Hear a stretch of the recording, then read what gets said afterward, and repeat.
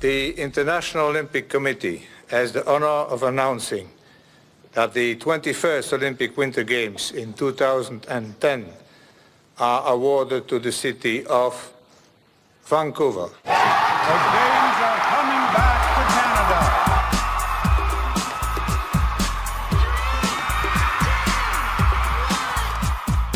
This is my perfect city, Vancouver, Canada. We got parks, we got mountains, we got ocean. To top it all off, we got the Olympics. Could this actually be the best city in the world? Vancouver has been chosen by an influential British magazine as the world's most livable city. Vancouver has come out on top in a survey of 130 cities around the world. It's really not hard to see why Vancouver is considered one of the best. This is the 5th year in a row that Vancouver has topped this list.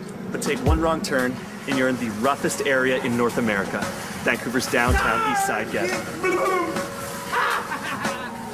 I just got a bottle broken over my head. Who the fuck threw that? As I was saying, this is the roughest neighborhood in North America. 1 out of every 3 homeless people living here have AIDS. 2 out of 3 people have Hep C.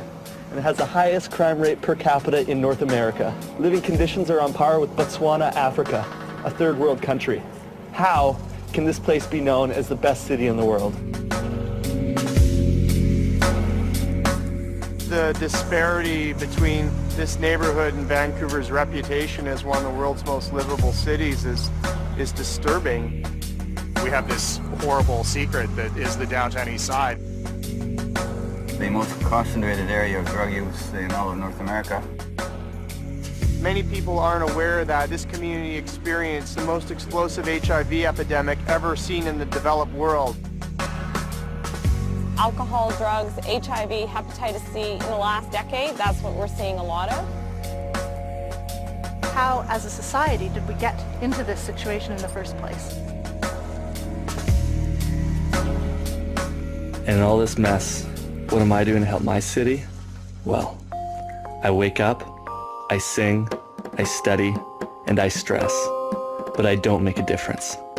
Sure, sometimes I talk about the issues with friends at school, patting my academic ego with stats from the morning's paper, but as always, that frail state of caring dissipates. Gotta go back to class, lunch, nap, dinner, movie, sleep. It's all so familiar. But one day, everything changed. While having lunch with a friend on the force, I presented my opinion on homelessness. Living on the streets is easy. They don't want to work. They're a bunch of scammers. You know, they can get a job like everybody else and work the 9 to 5. They don't want to do that. You know, they got everything they need just living there on the street. You got no idea, man. I say, what you want to do? Go down there for 30 days. You know, all my friends say, I want to go on some crazy vacation. I say, you know what? Go get a room down there, and then we'll see what it's all about. He went on about the gang wars, drug busts, shootings, but I wasn't listening. All I could hear was one tiny, horrible word. Go. I couldn't shake it. School, work, rent, get HIV, shot, stabbed. Go, bro. By the time the beer hit my lips, it was decided. For 31 days in December, I will conduct a social experiment on myself. I will totally abandon my predictable life and attempt to survive the streets of Vancouver, leaving behind my possessions, identity, friends, and family. My goal is to confront the challenges of street life firsthand, so I see how hard it really is. This experiment, I hope, will shed light on a crisis that is spiraling out of control. And well, instead of crossing a bridge downtown, I'm swimming, so I start my journey freezing, wet, and naked.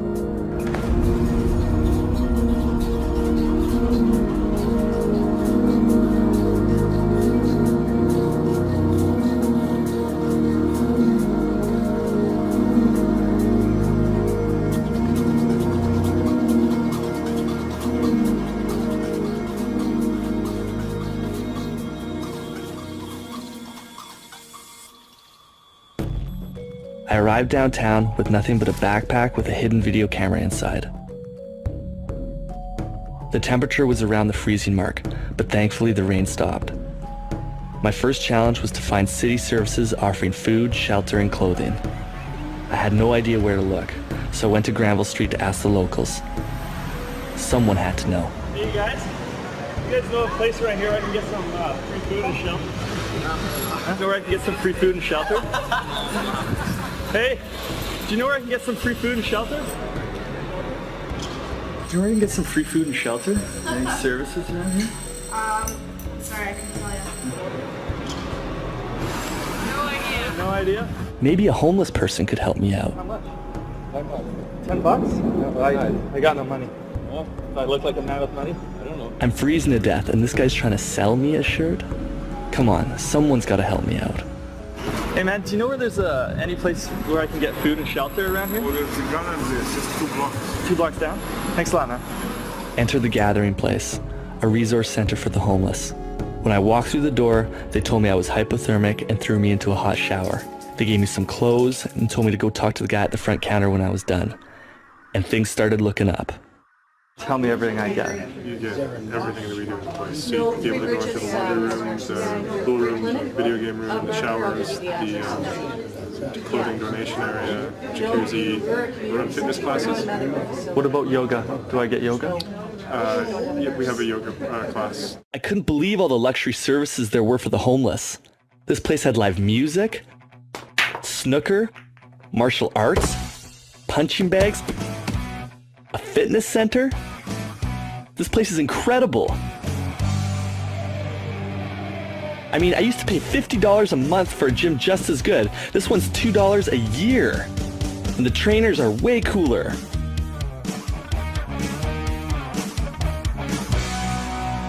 And let's not forget the therapeutic hot tub. The mineral-rich hydrotherapy relaxed my muscles.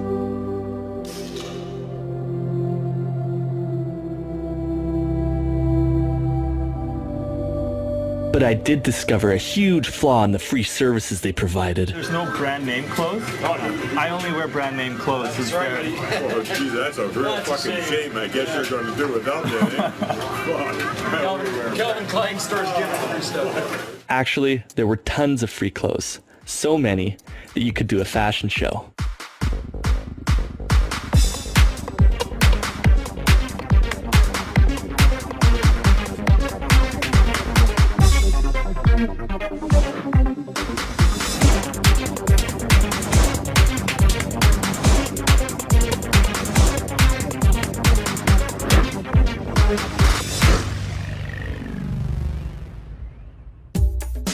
Alright, enough fooling around, I'm starving. And lucky for me, December is Christmas time, and all the charities are loaded with good food.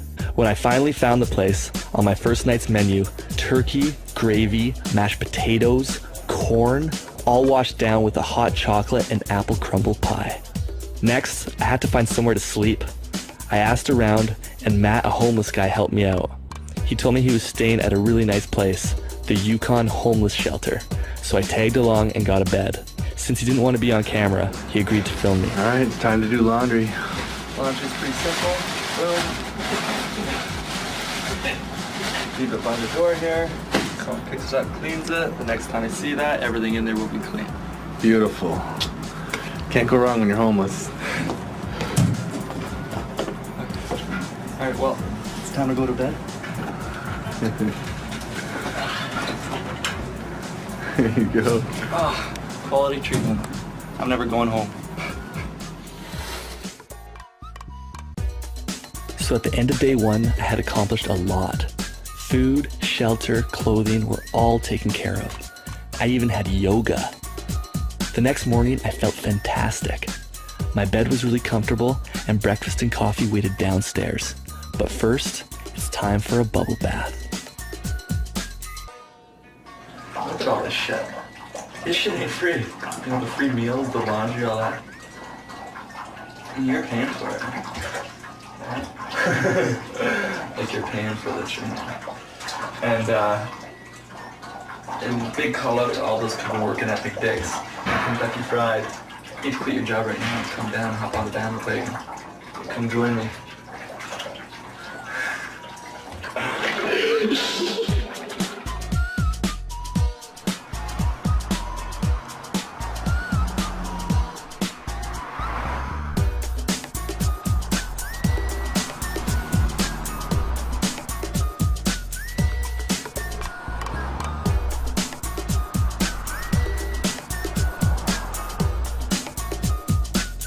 So now that I'm fresh and clean, I went out on the town to talk fashion with the locals. Based on my appearance, what would you guess that I do for a living? Something sort of artistic. You're a gay fashion coordinator. You're a lawyer in a downtown law firm. Probably work in one of these stores. I would think you work in a bureau or something. Your shoes suck. My sock is worth more than your entire outfit. Cashmere, triple layer cashmere sock was $60 a pair. This is a $300 tie. This is a Canali suit. This is $2,200 Canali suit. You got a good smile, but not enough whiteness happening. Get some color happening, buddy. Yeah. Like it's freaking dying out there. Get some fun. If I was to tell you that I got all my clothes for free at the homeless shelter, would you be surprised? Yeah, that's pretty cool. You know what? Me too. Really? Awesome. So the question is, if the homeless are given all these free clothes, why aren't they using them? Hank was homeless, so I asked him. Pretty much every homeless man could be well dressed if he wanted to, but some of them they choose not to. They make more money when they're dressed scraggly, or they think they can panhandle better, or you know, a lot of them. But anybody can dress up nice if they want to. Because I could dress up with a suit and tie if I wanted to. They've given those away too. So there it is. If I want to live off people's handouts for the rest of the month, looking like a gay fashion coordinator isn't gonna cut it. I had to develop a daily routine for getting dirty. Let's get dirty.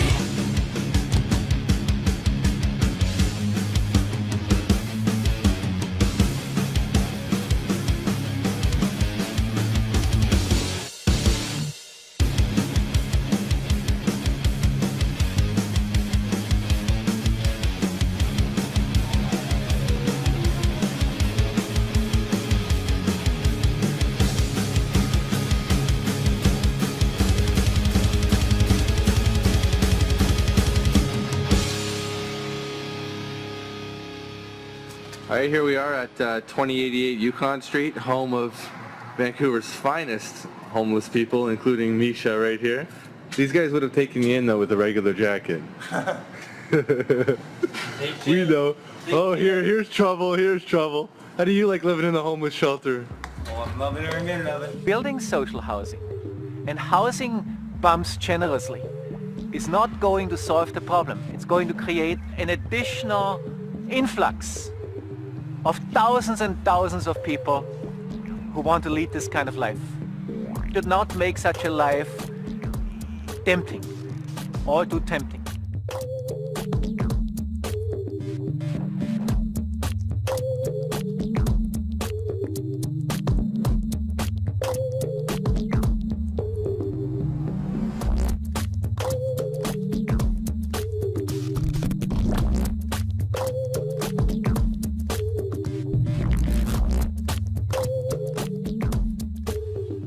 A big reason the guys at the shelter are so happy is because today is welfare day, and I wanted a piece of the action.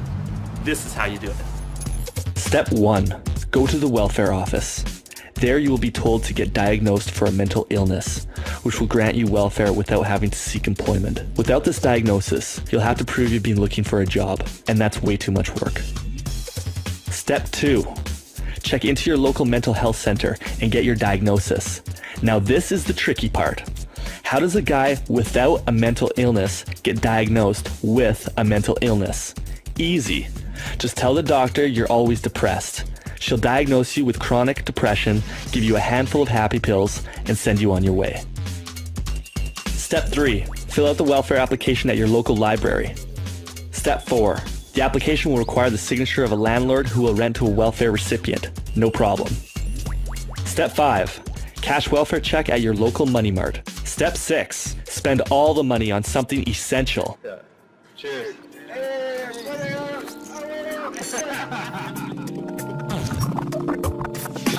When you're hungover, there's nothing like a greasy burger.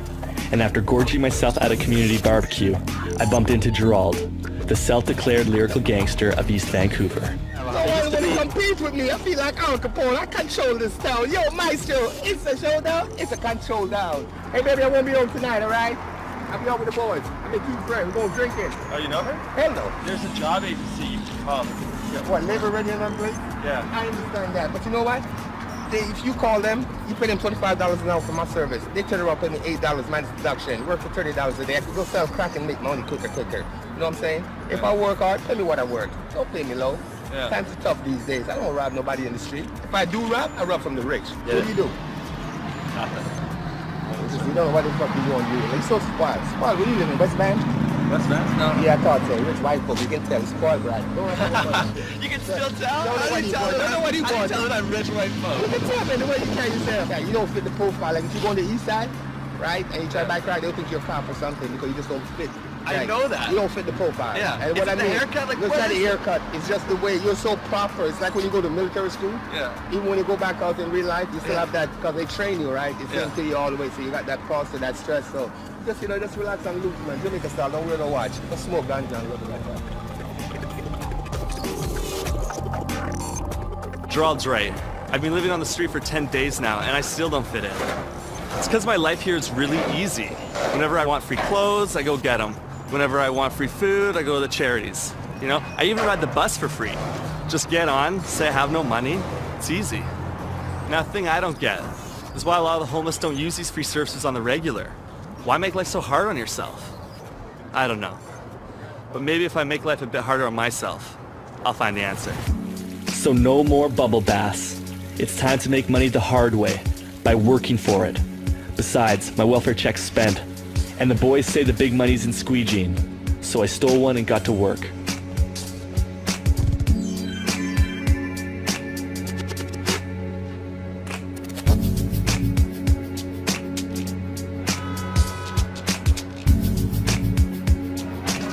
I was busting my ass, was almost hit by a bus twice, and was told to fuck off by every second car, all the while maintaining a shit-eating grin. Although profitable, squeegeeing was abusive, dangerous, and demeaning, so I thought I'd try panhandling. How hard could this be? I gotta dirty up again, make some signage, and set up shop. It's all about location, location, location.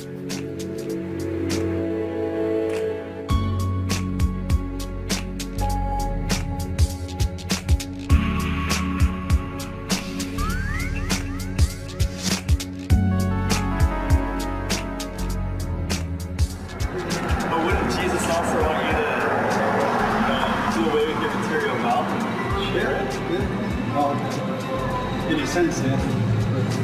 So if you have any money, maybe you should give it. Oh, no. What's your name? My name's Misha. Misha. Richard. Yeah. Thank you.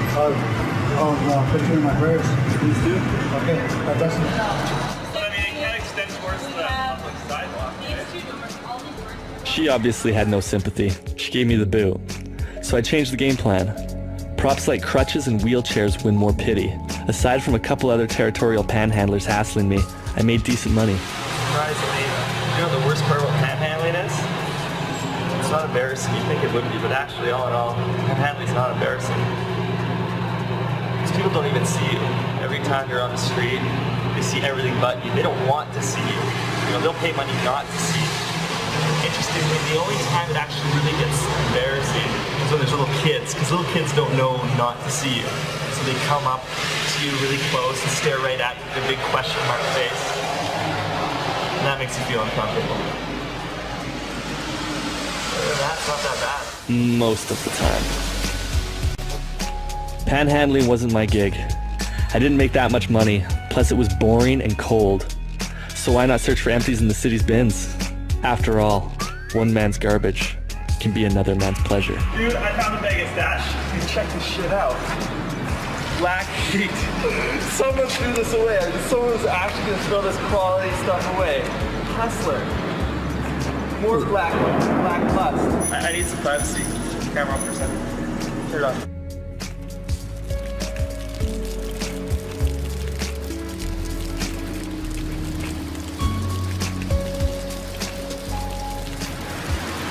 Woke up this morning and it looks like God took a big slushy shit all over the city.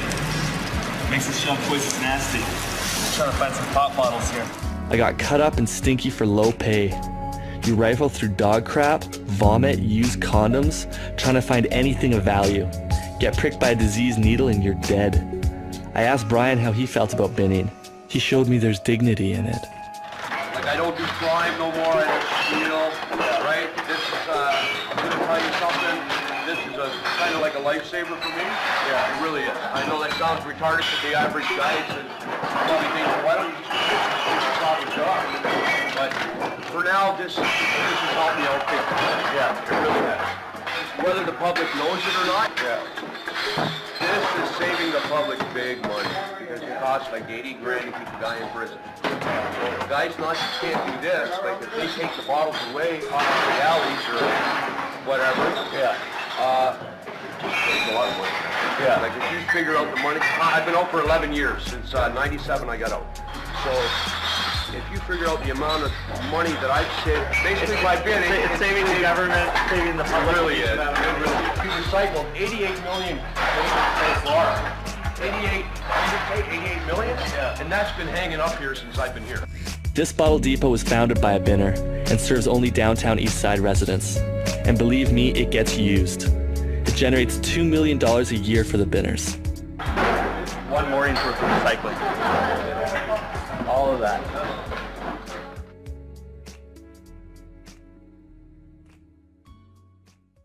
With the little money I made binning, I decided to treat myself. Double Big Mac meal, supersized, 6 McNuggets and a large hot chocolate. And that's when I met Captain Tom.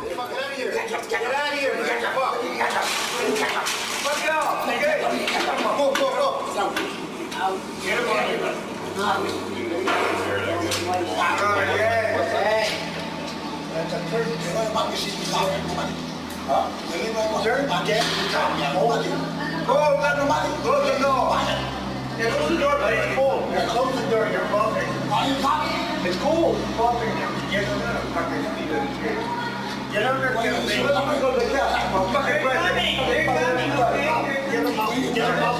Could you please close the door? Security guys on us right here. Get out of here, Well, I think Vancouver is an interesting but disturbing social experiment. Policymakers convinced many people working with the mentally ill that they would take the mentally ill out of institutions like Riverview. In 2005, Riverview, one of the largest mental hospitals in North America, transferred thousands of patients into downtown Vancouver. Expected to be more independent, the mentally ill would go unsupervised, live in a more home-like setting, and become part of the community like a normal citizen. Unfortunately, they were basically left to fend for themselves. The community supports weren't there. The community mental health agencies were overrun and understaffed and inability to meet demand, and people ended up coming here, just like people always have, to find cheap, affordable housing.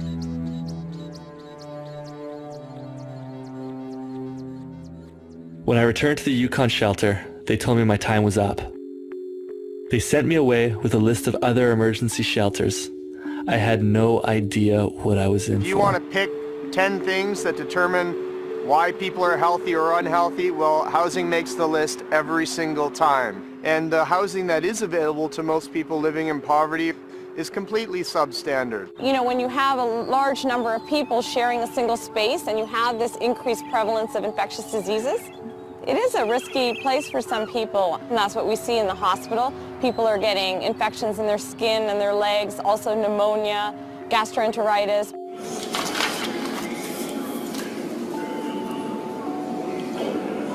Bed 40? Is that Clive? Oh, No? Shit. Bed 50. Okay. You guys have to get your beds straightened out here.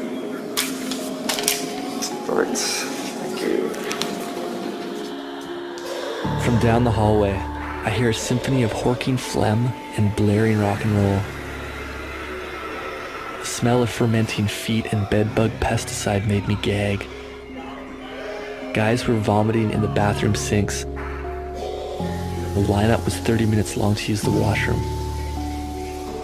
How on earth could anyone sleep in here?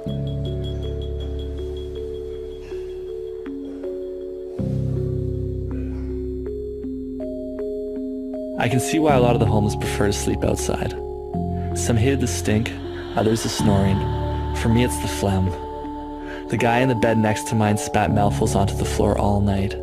It was absolute torture. In the morning, thank God for the morning, I bumped into Stuart and asked his opinion on the shelters. I don't like shelters. They remind me of prison too much. Yeah? The attitude, the atmosphere. It's the same thing as prison. A couple nights later, I began puking and had explosive diarrhea. The lady at the desk nodded like she'd seen this before and checked me into emergency right away.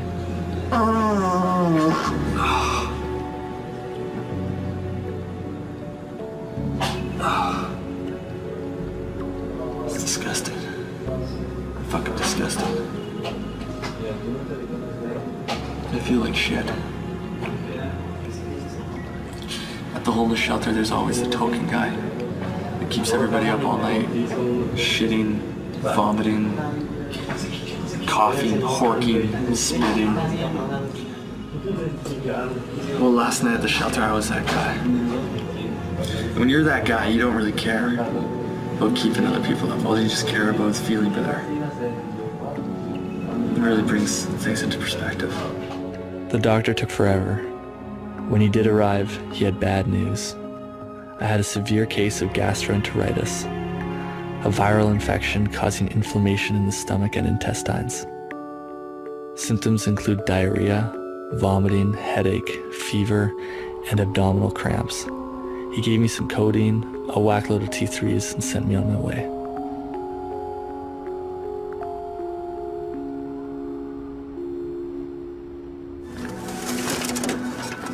I need to find shit to make my bed because I'm not going back to the emergency shelter. The doctor told me I can get even more sick, and I'm not getting more sick. So I'm sleeping on the street from here on in. And I'm trying to find shit with this, trying to find any kind of bedding with this wonderful music in the background. What is this shit? This is kind of weird. Holy fuck! Holy shit, there's a fucking rat in there. That's disgusting. Look at that fucking thing. Jesus Christ. Fuck, there he goes. There he is. I think he went this way. Oh my God. Look at all these things. Holy shit, look at all these fucking rats. Look at that. There's another one. Look at that fucking thing. Well, this will be great for sleeping on. Some cardboard.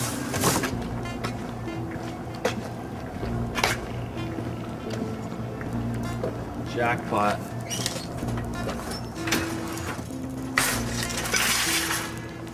Does it have all the wheels too? Well, kind of. Yeah, that's the catch.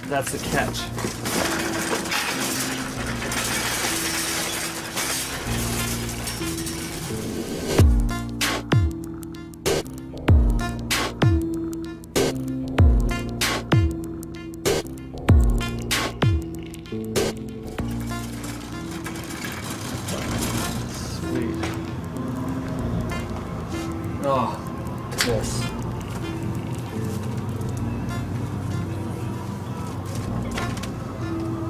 Well, I'm gonna steal this homeless guy's shit. Perfect. I got my blankets.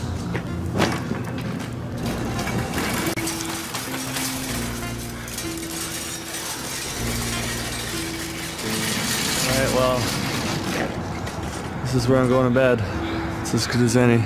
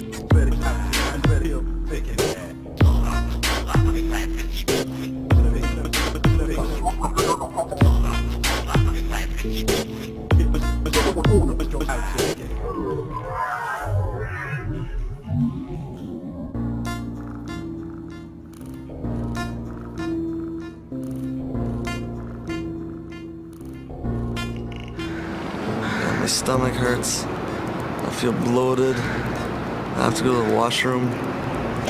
This is just gross.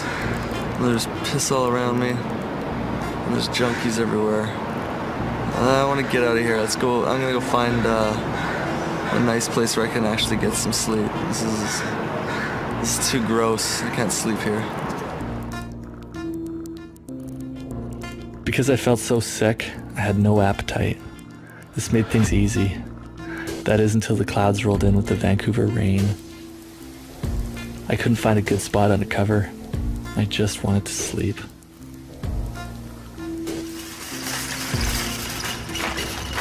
Oh, look at that. It's like the fucking jackpot of emergency shelters. It looks like a cave. And it looks like we have a visitor as well. Another, obviously, this is the residence of homeless person X and Y. So, time to be Zed. I'm gonna, look at this. This is like too good. It looks contrived.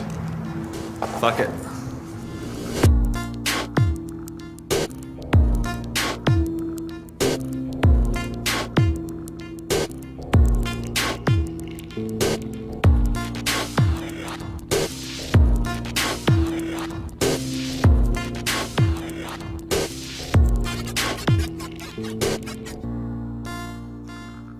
It was Christmas Eve, and all I wanted was a bed to sleep on. So I cheated. On a prayer, I went to the Yukon shelter, and somehow got a room. Yes, an entire room. The sleep was simply glorious. When the morning came, I cleaned myself up, went downstairs, and what do you know? Santa gives presents to the homeless too. All of these presents came from local charities, so it's time to cash in. Jacket, looks like a nice jacket too. That looks like a nice fleece. Yeah. Yeah. Perfect. Steve, you got something to say? I just scored an extra coat, and an extra under. We're fucking going down there. We're gonna be loaded today. And see this beautiful thing right here? It doesn't fit him. It doesn't fit me, so I'm gonna have to sell it. We'll sponsor my little habit. And the retail price is $110 rock for one jacket. So no, I'm not in favor of just throwing money at them. If we get too generous about this, we create ecological niches that actually compel them to this kind of life. So all those people who have bleeding hearts and say people really have no choice, they are born in a certain socioeconomic class and that determines where they will end up, should remind themselves that that also commits them to saying an incentive structure that makes it easy to become a bum determines that these people will make those bad decisions. You guys think most of these guys spent their Christmas gifts on crack? No, I'm Steven, I think all of those guys did. Yeah. Do you think they do it every Christmas? I think every year, yeah. Most of them, or not all though? Birthdays, not all. I think most of them, yeah. And I think that's the only reason we're really happy right now is because if the four of us were walking over the bridge and we had no drugs, no money, and no merchandise to sell, we wouldn't be this happy. No, we wouldn't be filming it. One of us would probably be trying to save the other from jumping off this bridge. That's the way it is. There's not a lot of legitimate opportunities for people to make money sometimes, and of course there's a shadow economy or a street economy that operates all around this. This is the system that people are navigating or maneuvering within. So how does this system work on Christmas Day? Well, first, you steal as many presents as possible. Second, you sell these presents for next to nothing. Third, you buy crack and get high with your friends. And last, you run out of crack, feel like shit, need more crack, so you go and steal more presents. It goes on and on and on. Whether I like it or not, the homeless share a unique top priority. Something I've never tried. Hardcore drugs. Specifically crack and heroin. I can't hide from this reality anymore. So for the last 6 days of my journey, I'm gonna get high with the rest of them. Like everything else, to truly understand it, I have to do it. Wish me luck. Vancouver has one of the world's most notorious open drug scenes, and it's been that way for a long time. It's very unique here because in other cities there's not such a concentration of people who are using illicit substances or illicit drugs. When people visit Vancouver from big American cities that have large drug problems, they're always shocked by how open it is here in Vancouver. Everything's just, you know, right out on the street.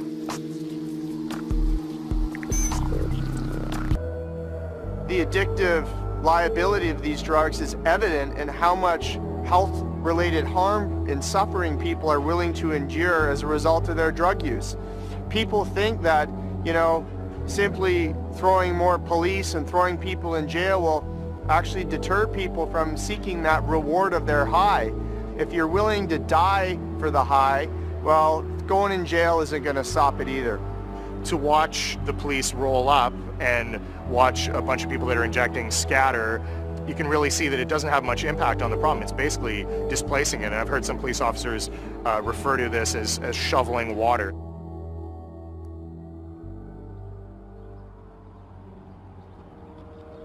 As Crystal predicted, I felt horrible and cold, so I bundled up and took a breather.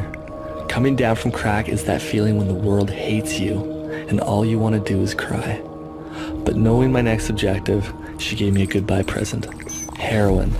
She told me to go shoot up at Insight, a government-run clinic for injection drug users. Always controversial, this experiment has plotted conservatives against liberals, tangled in debate. In my opinion, supervised injection is not medicine. It does not heal the person addicted to drugs. Each and every injection, along with the heroin and cocaine injected, harms the person. The long-term effects of injecting heroin include collapsed veins, infections of heart lining and valves, abscesses, and liver disease. And government-sponsored supervised injections sends a very mixed message to young people who are contemplating the illicit use of drugs. Thank you, and I'd be happy to take your question. Given that the Insight was peer-reviewed by 21 peer reviews from international peer reviews following international principles of research, did the minister have his report from his advisory council similarly peer-reviewed? Quick answer, yes or no? Well, it was an independent, yes or no? Evidence-based, scientific approach to the research, and I would defend that. They were scientists. I listened to scientists. Was it peer-reviewed, Minister? Was it yes or no? No. It wasn't for publication. The minister speaks very much about the fact that this does not work. Insight was set up to look at a very high-risk population of users. These are the people who will not go to treatment. These are the people who have the highest incidence of infectious diseases because of their intravenous drug use. These are the people who needed help and who were dying. My brother, the producer of this film, did not like the idea. Heroin? Are you out of your fucking mind? No. You're not. Why not? Why wouldn't I do heroin? Because it's the most fucking addictive drug, Mish. Are you retarded? I just did crack. I'm not worried about getting addicted to crack. I'm not coming back to Hastings a week from now looking for heroin. Like, I'm not doing that. That's ridiculous. I'm not gonna run back here by myself without you and just go shoot up. Like, You don't have we're to do doing this. heroin. You don't have to do this. You shouldn't do it. Yeah. Well, no, that's not true. No, I it should is do true. it. This is retarded, Mish. We're doing You're doing heroin. No. Don't.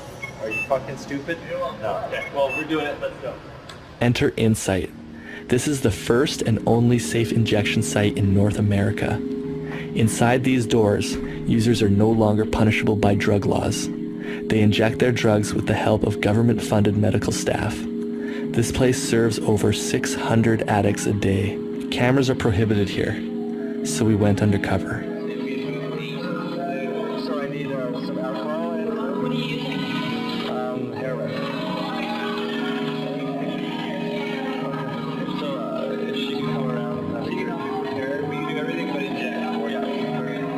Okay.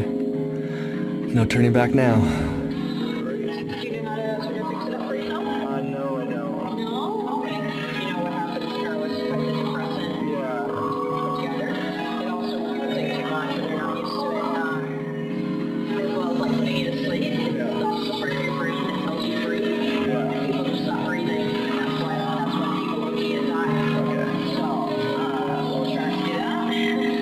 I know that I should have been scared, but I actually felt safe here.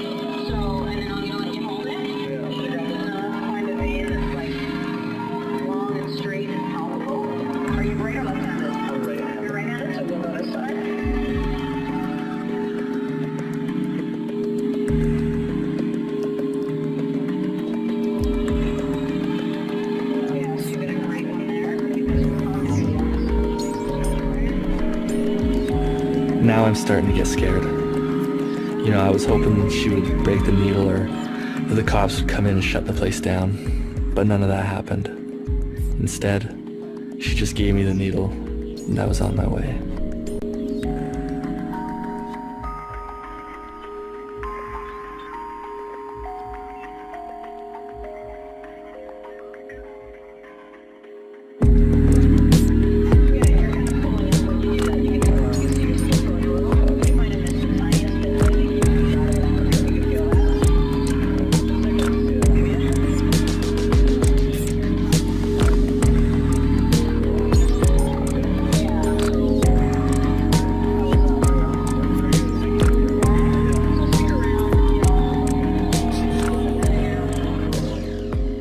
Injection site may be the first time that the drug addict comes into contact with healthcare workers who are not judging him and are hostile to him and are trying to change him.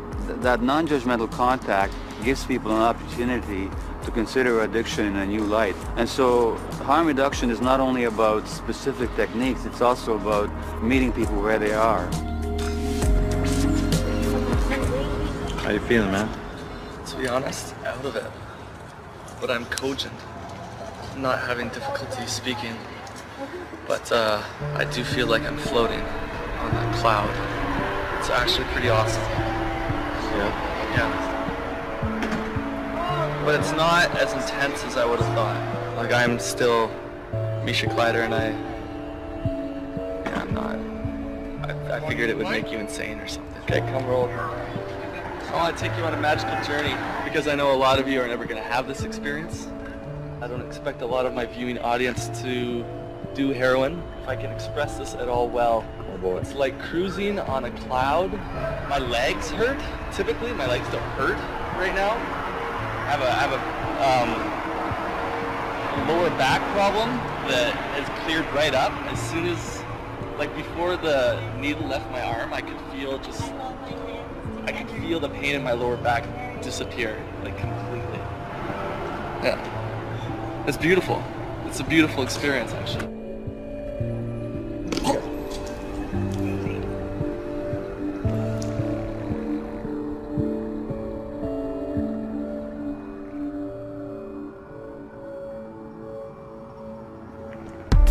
I feel dizzy. I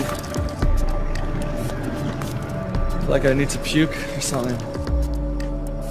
Mish, come on, let's go for a walk. Dude, seriously? I don't know why you did that. It's making me dizzy looking at you. I feel like there's like little baby ants popping with the fucking eggs underneath my fucking beard or something. Okay, I don't know if I got bullshit stuff or what, Al, but honestly, I'm not feeling any like real cool sensation right now. Like past like the first 10 minutes, that was nice, but now I'm just feeling like my skin's all fucking itchy. I feel like there's little like ant baby fucking hatchlings under my fucking skin, especially on my arm right here where that fucking needle went in. Honestly, you can do whatever the fuck you want, but I'm going home because I'm done with this shit. Keep playing it, whatever, you can follow me home, but I'm going home. I'm not living out on the street any longer. What? Seriously. Let's do this. 5 more days. You can do it. Let's go back to the side. First of all, you can't tell me I have to do it. You can't fucking tell me that because you're not the one doing this. I'm the one who's doing this. Right? I'm the one who has to do all this fucking bullshit.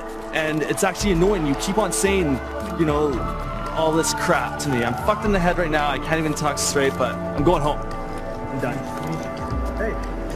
Hold up, wait up. Come on. What? 5 more days. We're not doing this, Al. I know what 5 more days is gonna do. But look, retard, shut up for a second. Hey, shut up. Hey, let me speak for a second, okay? What's 5 more days gonna do? What's 5 more days gonna do? I fucking did the street stint. I'm fucking done. I'm fucking done this shit. Fuck you! You didn't have to fucking do this, okay? You observed this shit. I fucking did it, so fuck you. Fuck you.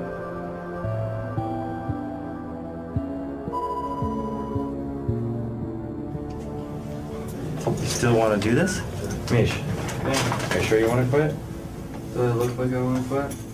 The answer is yes, Alex. Alright. Fuck it.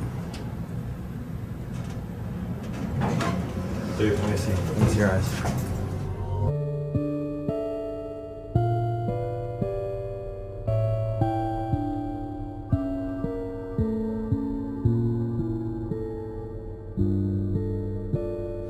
Hey, are you sure you want to do this, man? Last call, bro. I know. Come on. Exactly. Last call. Good night.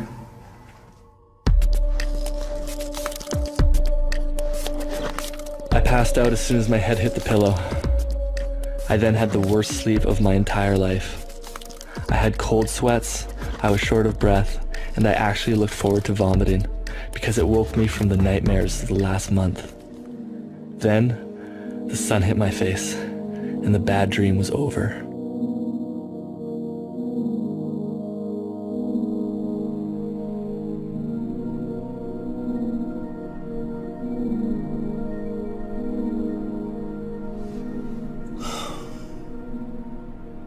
Well, the project's failed. Right? I don't know. Can we salvage this? What happened? So has your opinion changed about the homeless? Yeah. Yeah.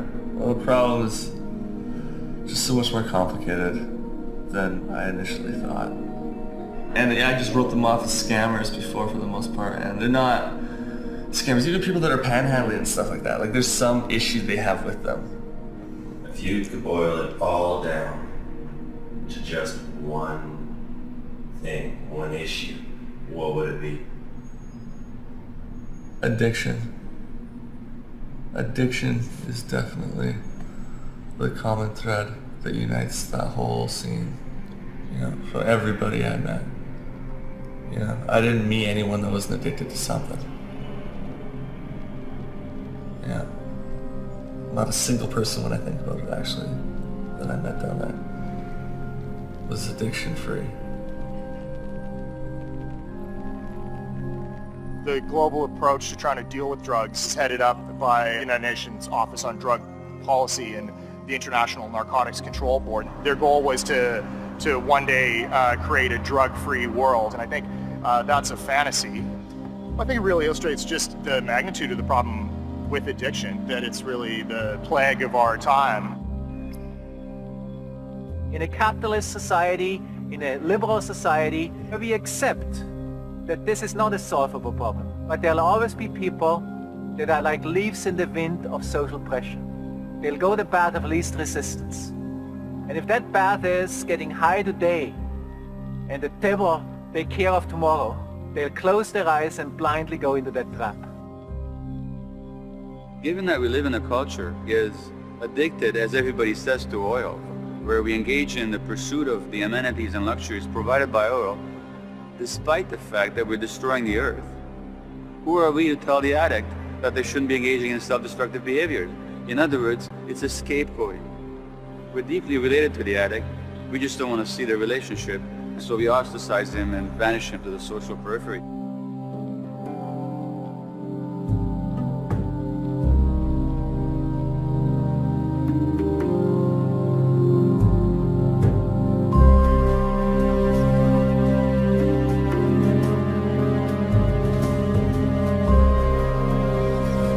So, the experiment is complete, and what did I find? Life on the street is easy when you're healthy, clean, and living off all the free services. But the street catches up with you, and when you're sick and on drugs, it's a nightmare. The only difference is that I was able to wake up from it. I'm left wondering, is there any hope? One man seems to think so. During the completion of this film, Vancouver voted in a new young mayor. This is Gregor Robertson, and this is the best day of his life.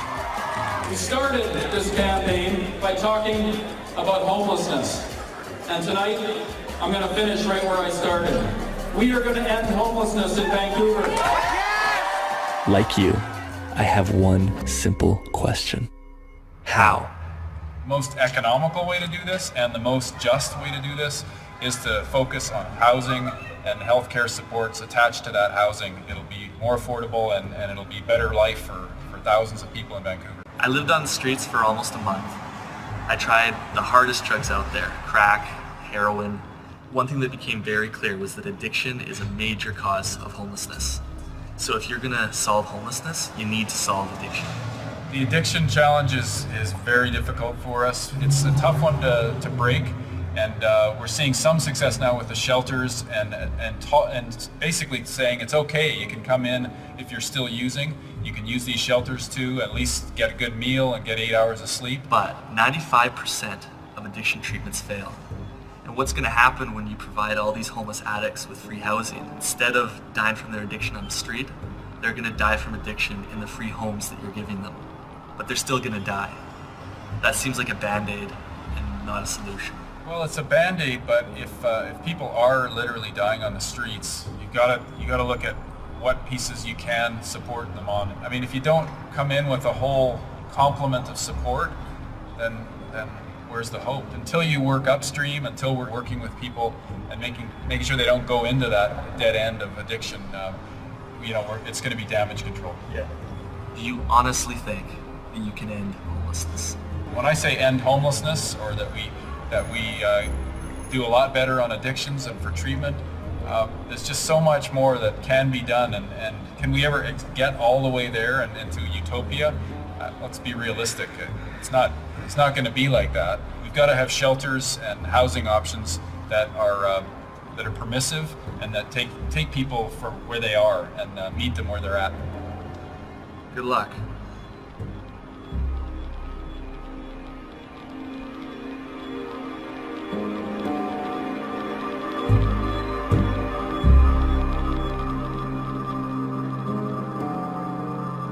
Do I believe you will succeed? I wish I could. But the fact is, in the heart of my perfect city exists a 10-block hell of drugs, death, disease, and destitution. Despite billions spent on services for the homeless, they have not slowed the plague of addiction. It is this self-imposed slavery that perpetuates homelessness. And it's a slavery that no government, no doctor, and no bed will ever end. Only they themselves can do it. Most die before they get the chance. So, if you come here, and get addicted, you stay here. you stay here. You do stay here. These are the streets of plenty.